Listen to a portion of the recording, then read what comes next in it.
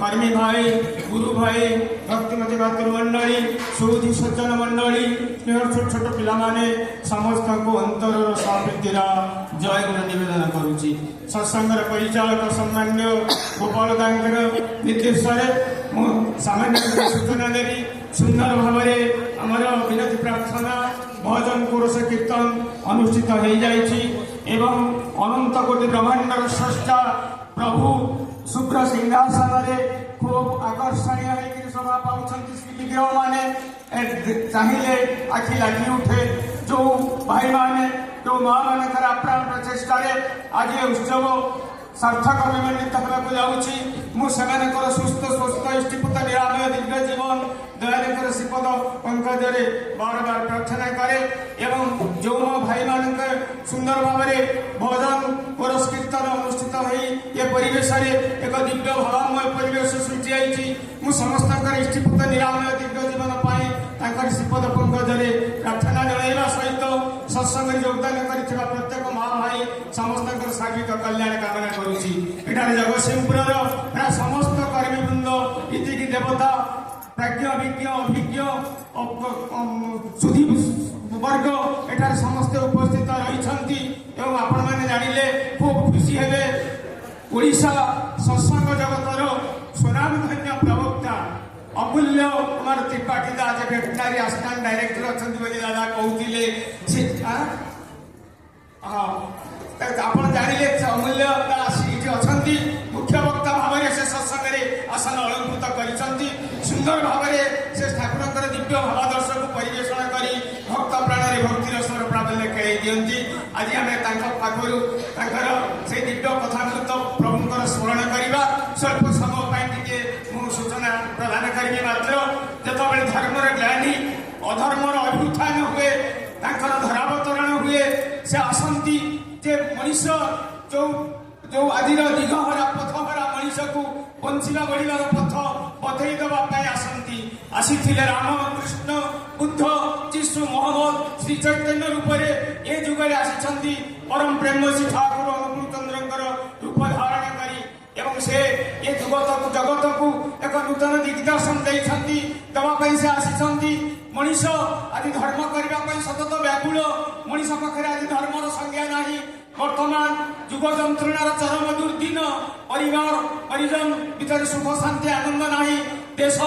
विदेश पृथ्वी सर्वत्र वर्तमान हिंसा देश कलह आतंकवादर आतंक समग्र विश्व आज आतंकित हो पड़ी ये गोटे घड़ी मुहूर्त से आसी प्रति मनीष को एक देवमान करने प्रति घर को एक देव मंदिर करने every man is to be reform every house is to be reconstructed ए तेणु सत्संग आंदोलन हूँ एक मनीष तैयारी कारखाना गोटे मनीष को उपयुक्त मनीष कर गढ़ी तोड़ाई से जुगे जुगे आसती ये जुगे आसी से जिते आसती दुनिया श्रेष्ठ बोली कहीं नथांती अच्युत उद्यम पदांक अनुसरण ही जीवन तपर श्रेय पंथा तेणु आज ये जगतसिंहपुर उत्सव होती उत्सव ठाकुर परम ठाकुर से दिन कहते उत्सव हूँ श्रेय सूचन संगति और समावेश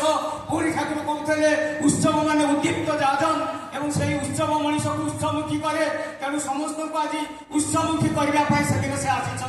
आज तो परम प्रेम से ठाकुर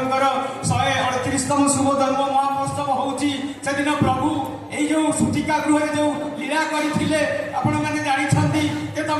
मुहर से दिव्य हस खिली हसर दुआर सुटी आसी भक्त प्रश्न करते ठाकुर पिलाटा जन्म है मात्र तो सब हसे आपण माने कांदे आपण हसुंट ठाकुर कहले अरे मु हसबी नहीं कण कांदी था मुझे देखिली आपण मैंने समस्त चिन्हा चिन्हा मुह पूर्व आपण मान सहित सब संपर्क थिला मते देखिक हस मारिला आ मु तो आसी तुम आखिरी लुह पोछि तुमको हसैला आसी कांदी था कहीं तेणु हसिली से दिन भक्त सहित भक्त पाखे धरा दे से किए बुझा जाना सहज कथा नुहे भक्त मान पाखे से बसी देवीदास दिन ठाकुर को प्रश्न कले ठाकुर से दिन जाड़ा सब जो तीरटा मारी सेटा कृष्ण ठाकुर केउठी लगी परम प्रेम से ठाकुर हठात डाहाण आंगुल बुढ़ा मुठी देखी कहले एखाने এখানে লাগিଥିଲା এবং মনে পড়িলে সে জায়গাটা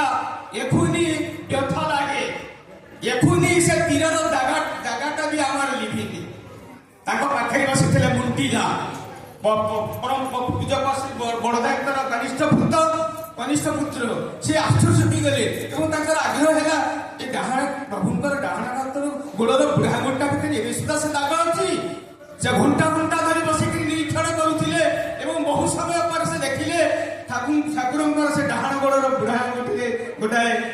ଦାଗ ମଧ୍ୟ କଳା ଦାଗ ଏବେ ସୁଦ୍ଧା ରହିଛି। ତେଣୁ ସେ କିଏ, ସେ ତାଙ୍କୁ ଜାଣିବା ଚିହ୍ନିବା ଏତେ ସହଜ କଥା ନୁହେଁ। ପୁରୁଷୋତ୍ତମଙ୍କ ତୃତୀୟା ଚରଣ ସେ ନ ବୁଝାଇଲେ ବୁଝେ କେଉଁ ଜନ। ତେଣୁ ଆଜି ଆମେ ପରମ ସୌଭାଗ୍ୟବାନ, ଆମେ ତାଙ୍କର ଶରଣାପନ୍ନ ହେଇକିରି ମଣିଷ ଜୀବନକୁ ସାର୍ଥକ କରି ଗଢ଼ି ତୋଳିବା। ତାକୁ କହିଲେ ସଦ୍ଗୁରୁଙ୍କର ଶରଣାପନ୍ନ ହୁଅ, ସତନାମ ମନନ କର ଆଉ ସତ୍ସଙ୍ଗରେ ଆଶ୍ରୟ ଗ୍ରହଣ କର। ମୁଁ ନିଶ୍ଚୟ କହୁଛି ତୁମକୁ ଆଉ ତୁମର ଉନ୍ନୟନ ପାଇଁ ଭାବିବାକୁ ହେବ ନାହିଁ। ସେଦିନ ସେ କଣ୍ଠରେ ଘୋଷଣା କରିଥିଲେ, ତୁମ ଜୀବନରେ ସେ ବୋଲି ଯଦି କେହି ନଥାନ୍ତି, ସେ ଯଦି ତୁମ ଜୀବନରେ ମୁଖ୍ୟ ହୋଇନଥାନ୍ତି, ଚିନ୍ତା ବାକ୍ୟ ବ୍ୟବହାର ଚଳନ ଚରିତ୍ରରେ ତାଙ୍କର ସମର୍ଥନ ଓ ସେବା ଯଦି ତୁମର ସ୍ୱାର୍ଥ ହୋଇ ନ ଉଠେ, ଅନ୍ତରରେ ବୁଝି ରଖ ତୁମର କେହି ନାହାନ୍ତି। ତା ତୁମେ ଯେତେ ବଡ଼ ହୁଏ ନା କାହିଁକି, ଛୋଟ ହିଁ ହୁଅ, ତୁମର ଜୀବନ ବିଚ୍ଛିନ୍ନ ହୋଇ ଚାଲିବା ଏହା ଅନିବାର୍ଯ୍ୟ। ତୁମର ଜୀବନ ସାର୍ଥକ ହୋଇଥିବ ନାହିଁ, କଦାପି ସ୍ୱସ୍ତି ବି ତୁମେ ପାଇବ ନାହିଁ। ତେଣୁ ଆସନ୍ତୁ ସମସ୍ତେ ଆଜି ତାଙ୍କରି ଶିଖର ପଙ୍କଜରେ ମଥାନତ ହେଇ